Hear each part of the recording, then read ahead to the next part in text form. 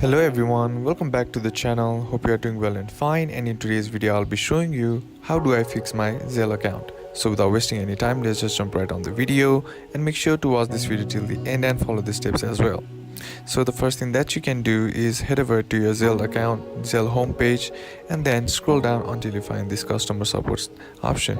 And once you click on it here, you'll be sent to the customer support page. Now all you gotta do is scroll down until you see this form, and then what you need to do is just simply enter in your information like your first name, your last name, your email address, your mobile number or your telephone number, and in the description what you need to do is briefly explain about the problem that you are having.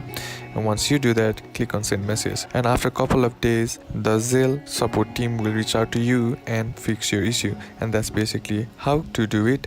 And that's it for today's video, guys. Hope this video was useful to you. Leave a like if it did, comment down below what the next video should be on, consider subbing to the channel. Thanks for watching.